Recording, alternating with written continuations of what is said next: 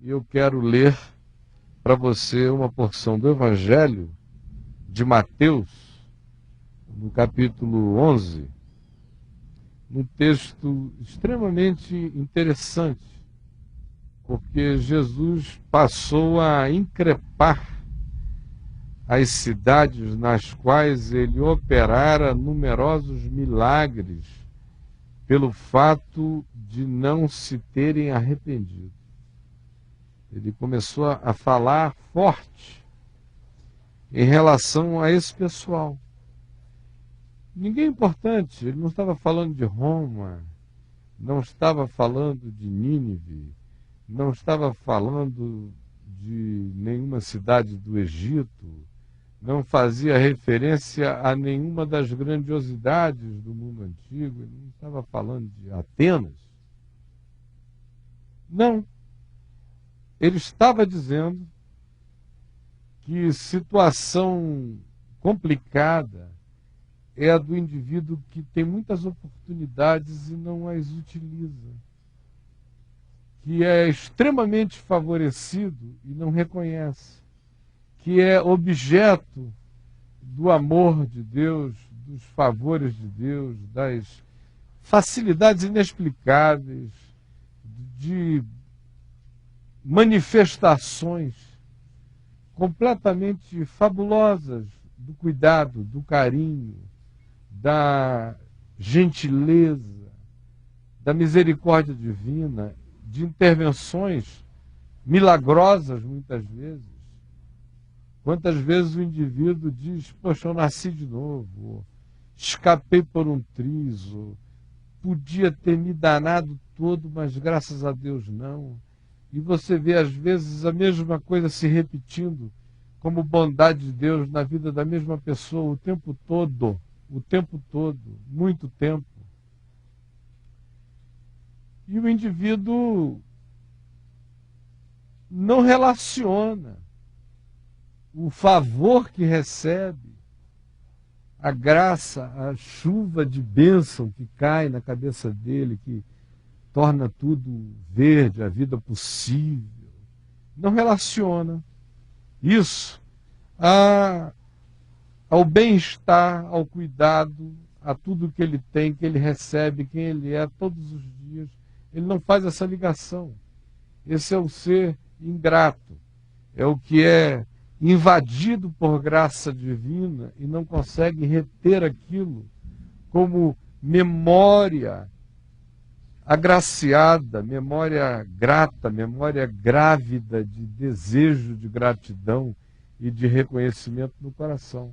Esse é o pior estado no qual um indivíduo pode se tornar. Por isso o texto diz aqui, passou então Jesus a increpar, que é uma palavra dura, as cidades nas quais ele operara numerosos milagres, pelo fato de que os milagres aconteceram e eles não se arrependeram. E a palavra arrependimento vem de um significado grego que define mudança de mente. Era a graça de Deus se manifestando na expectativa de que a bondade de Deus, sendo tão abundante, sendo tão excessiva, sendo tão repetitiva, sendo tão insistente, o indivíduo se deixasse conduzir ao arrependimento, se permitisse tornar-se objeto de uma intervenção de Deus na mente, de uma metanoia, que é arrependimento, é mudança de mente, de padrão mental, de olhar da vida, de interpretação da vida. Passando a interpretar agora conforme a graça de Deus, porque se ele reconhece que a vida dele é graça de Deus, ele come graça de Deus, ele bebe graça de Deus, ele respira graça de Deus, ele é exposto à chuva da misericórdia de Deus, ele beija a bondade de Deus, ele é beijado pela bondade de Deus, ele é parido por misericórdia de Deus, ele recebe um peito para mamar por bondade de Deus, ele recebe um olhar de carinho por bondade de Deus, ele, das coisas humanas e materiais, há aquelas que tem a ver com a chance de ser visitado pelo inusitado, pelo surpreendente, pelo que não se estava esperando e de repente vem como uma bondade surpreendente que muda a vida da gente, e não reconhecer e não processar como gratidão, não permitir-se esta operação da mudança de mente, do arrependimento que é gestado em nós a partir da graça de Deus compreendida, que aí a gente se sabe tão perdoado, a gente se sabe tão acolhido, a gente se sabe tão incluído, e não é possível que alguém assim se saiba tão profundamente amado por Deus e não transforme isso também em gentileza para com os outros, em graça para com os outros, em perdão para com os outros, ou seja, em mudança de olhar, de atitude, de interpretação da vida toda. Porque se eu acho que Deus faz isso por mim, é isso que eu tenho que fazer pelo outro. Então, se eu recebo milagre de Deus, eu devo ser um milagre de Deus para o próximo, para o outro. Se eu vou recebendo bondades, eu tenho que ir transferindo bondades. Se eu recebo milagres, a minha primeira resposta é de gratidão para com Deus, é de vulnerabilidade para com Ele em tudo. Eu quero que o que venha dele encontre em mim um chão fértil. E em segundo lugar, é uma atitude grata para com Ele que se manifesta em doçura, gentileza, misericórdia, tratabilidade, bondade, misericórdia para com o próximo, para com a vida, para com tudo.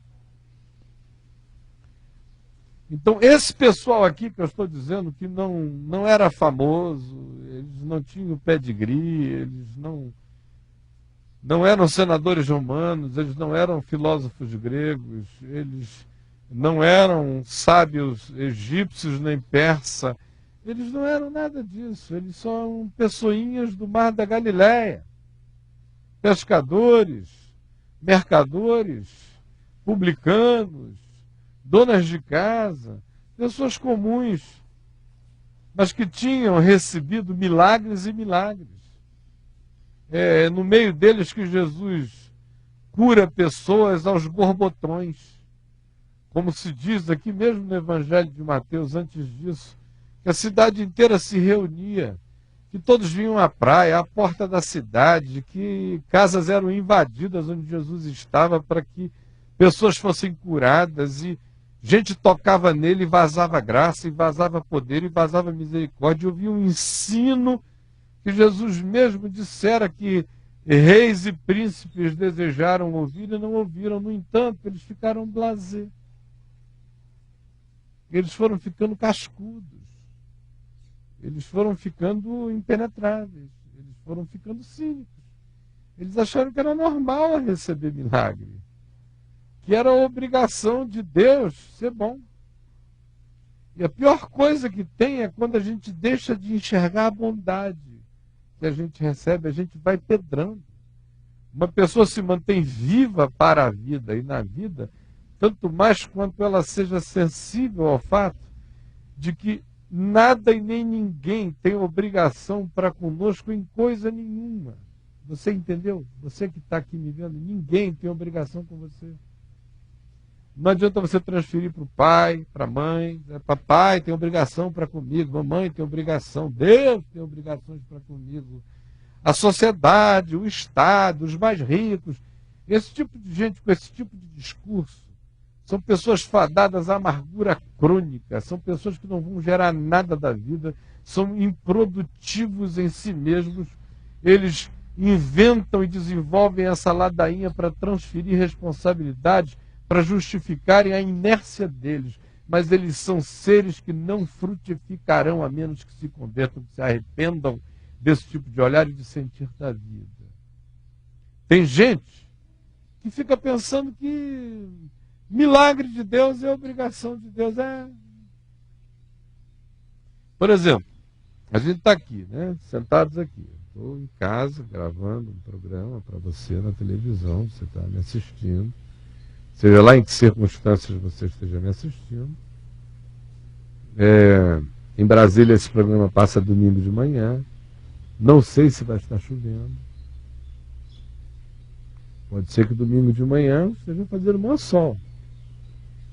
Aí você vai olhar e vai dizer, poxa, Se não souber que é gravação, se pensar que é ao vivo, vai dizer onde é que está chovendo na cidade? Que lugar é esse que essa água está caindo? Essas coisas assim do gênero. Não é mesmo? Eu amo quando chove aqui em Brasília. Porque eu estou morando aqui há não muito tempo. Embora eu venha aqui com regularidade desde muitos anos.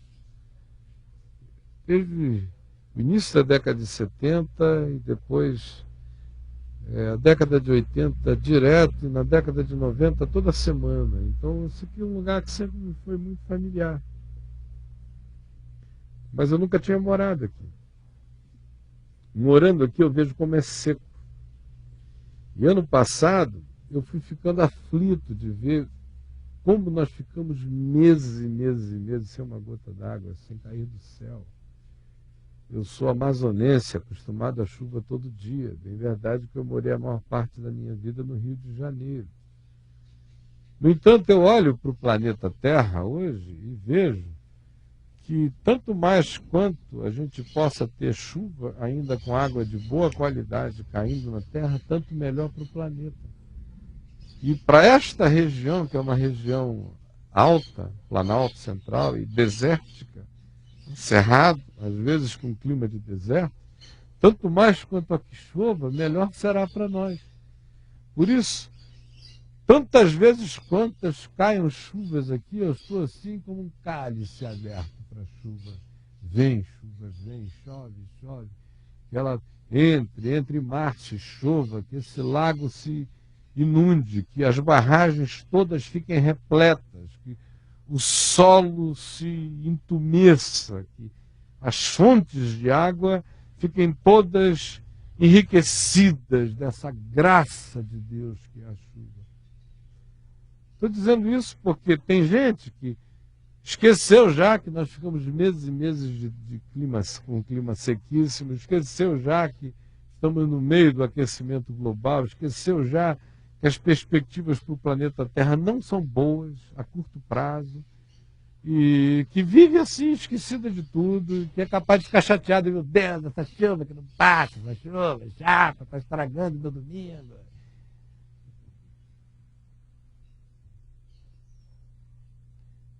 Essas pessoas às vezes vão ter que aprender o significado de pequenas coisas.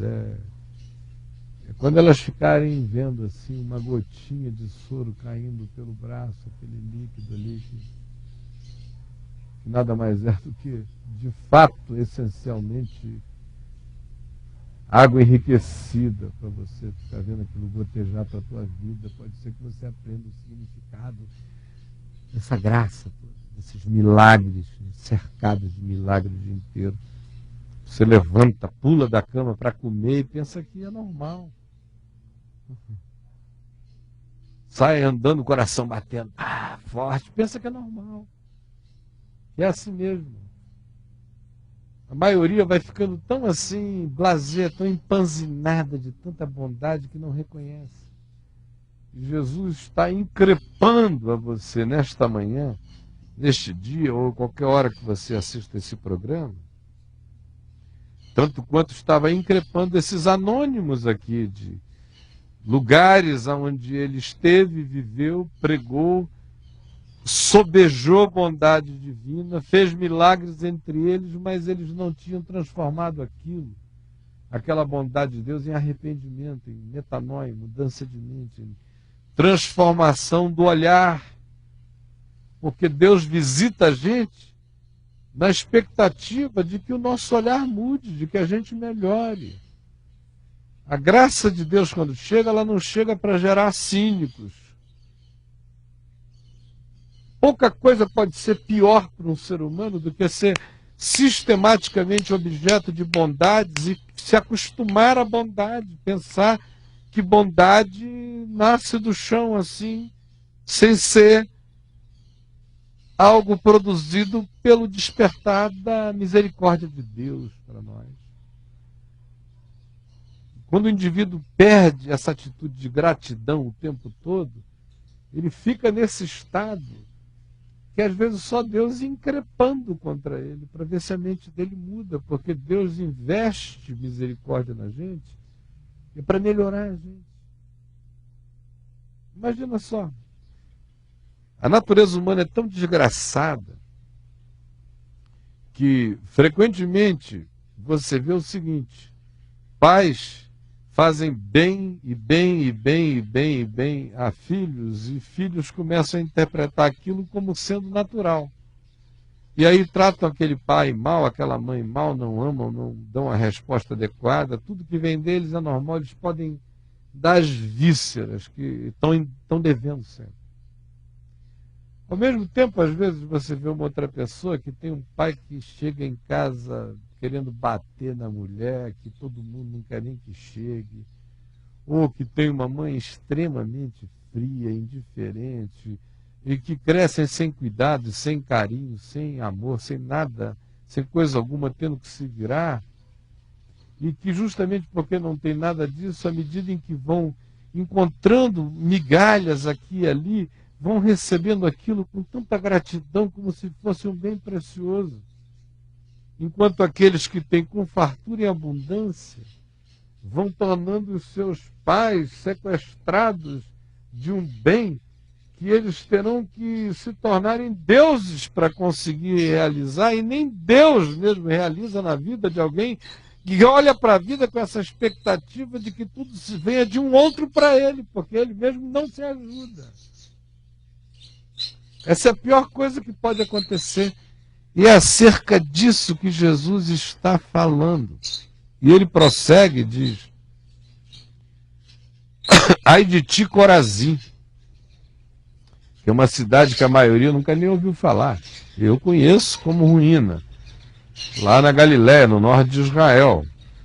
Mas até mesmo os grupos turísticos não vão a Corazim, são só pedras hoje lá. Ai de ti, Corazim. Ai de ti, Betsaida, que é a cidade de Pedro, mais pedra ainda, ruininhas. Porque se em Tiro e em Sidom, que são cidades do litoral de Israel, onde hoje está o Líbano, que são famosas no Velho Testamento pelo modo empedernido, duro, arrogante, com o qual os reis e as culturas de Tiro e Sidom se manifestaram. Jesus diz: ai de ti, Corazinzinha, que está aqui na terra do nada, Betsaida, mas onde eu fiz milagre, milagre, milagre, que são anônimos e desconhecidos, mas que se tornaram importantíssimos porque foram visitados por milagres de Deus e ficaram duros. Porque se em Tiro e em Sidom, que são importantes historicamente, se tivessem operado os milagres que aqui entre vós se fizeram, há muito que elas, Tiro e Sidom, teriam se arrependido com pano de saco e cinzas.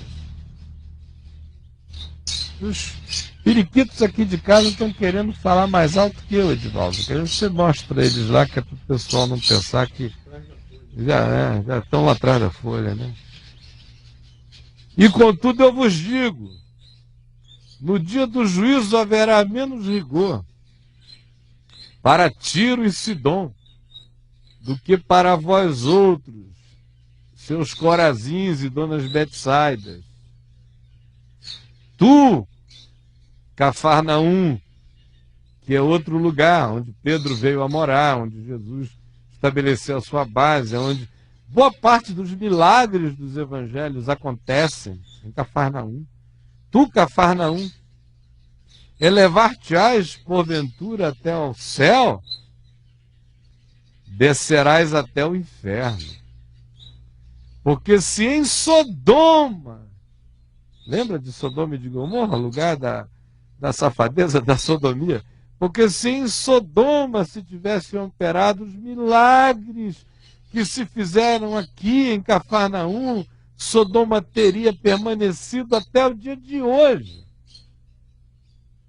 Jesus está dizendo: olha, o pessoal de Sodoma vai estar em situação melhor no dia do juízo do que vocês. Porque eles não foram visitados por nada, senão por fogo do céu. Agora vocês foram visitados por Emanuel. pela palavra do Deus vivo, por milagres, por oportunidades, por a visitação da consciência viva do significado da vida, e ficaram blasés e acharam que é assim mesmo. Que existe algum borogodó especial em Cafarnaum, em Betsaida, em Corazina. Não, é Deus que é bom para com você e você não enxerga. Agora, essa bondade de Deus que me visita insistentemente, se não é acolhida por mim, vai me piorando, vai me tornando cínico. De modo que eu me torno pior do que aqueles que eu acho que são os piores. Aí fica você sentadinho aí, vendo o jornal na televisão, telejornal à noite. Cada nome de senador que aparece, você diz calhorda, safado, cretino, ladrão. Cada político que aparece, você desce o pau, se achando melhor do que os outros, só porque você é o Corazinho, que ninguém sabe quem é. A dona Betsaida, sumida da vida. O seu Cafarnaum, que ninguém sabe quem é. Você não é o Dr. Roma. Você não é o seu Egito. Você não é a dona Atenas. Você é um anônimo, mas que está sendo insistentemente visitado pelo amor de Deus. E aonde a graça de Deus se derrama em abundância, aí se torna o centro do universo. De modo que Jesus não disse isso das principais cidades do mundo, mas disse daquelas onde ele esteve de dia e de noite, fazendo graça brotar e o pessoal não enxergava. A capital da terra era em Cafarnaum, a capital da terra era em Corazim, era em Betsaida, a capital do cosmos eram aqueles lugares onde a graça de Deus estava se manifestando, assim como a capital do universo é seu coração, nessa chance que você está tendo de me ouvir hoje, pregando o evangelho de Jesus para você.